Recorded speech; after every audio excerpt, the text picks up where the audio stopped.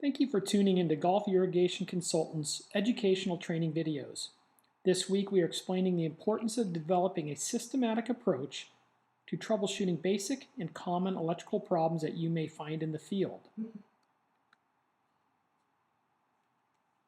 As an irrigator, you just came back from taking a couple days off and the golf course superintendent asks why the 16th tee looks really dry and the grass is dying.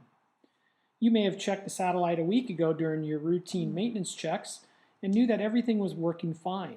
Yet now, there's obviously a problem.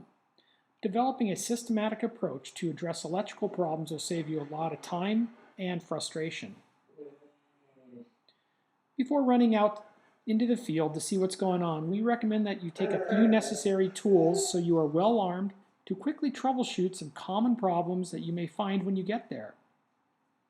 Ensure that you have a pair of insulated wire strippers, lineman pliers, and a Phillips screwdriver.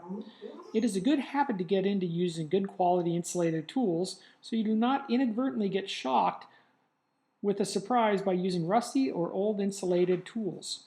In addition, you should have a reliable multimeter, commonly referred to as a voltmeter, with a new battery, along with some DBY connectors, and your trusty irrigator-issued all-in-one purpose digging shovel. Before attempting to troubleshoot an electrical problem, verify that the station is working hydraulically and that there is water on at the valve or valve and head. Simply turn on the station at the clock and see if water is coming on or not. If no water is coming on, go out to the valve and turn it on manually to ensure that the water is coming on.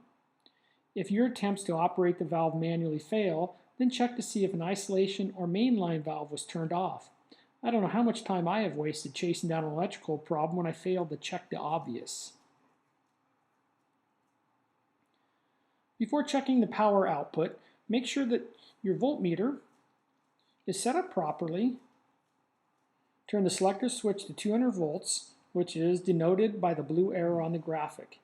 The yellow arrow indicates volts on the meter. After that, energize or turn on the station by the satellite.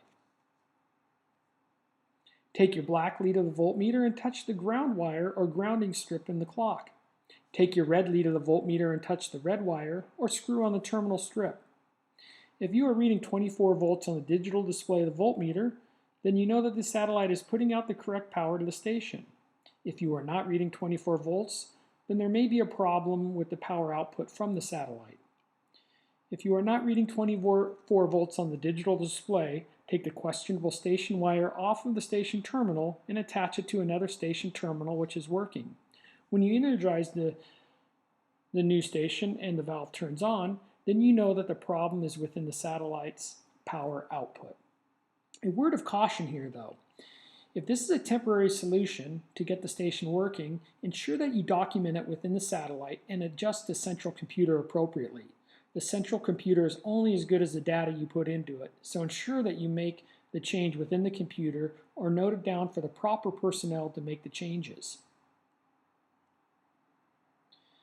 If the satellite is putting out the proper amount of power, then you will want to check for the continuity and resistance of the wire circuit.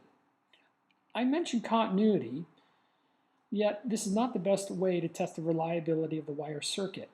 I've seen many people turn the dial of the voltmeter to the continuity setting where they will either hear a buzz or read that the circuit is complete. Though this may give you an indication that you have a circuit, it does not measure or detect a partial ground fault from a bare wire which is going to ground. The important element is to read the resistance of the circuit.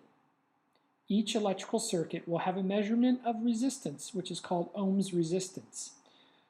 There is a resistance of electrons as it travels along the wire path, through the solenoid, and then back to the satellite.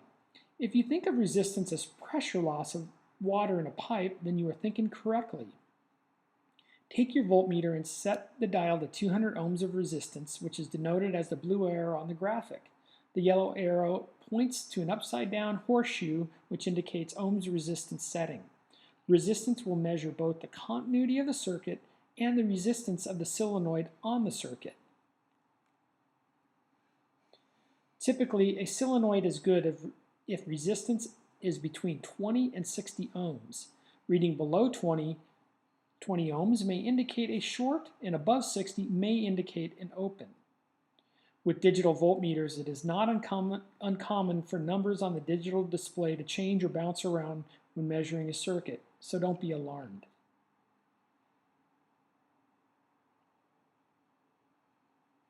Before measuring the circuit, take the common wire from the terminal in the satellite, take it off so that you are not getting erroneous readings of ohms resistance from the clock itself.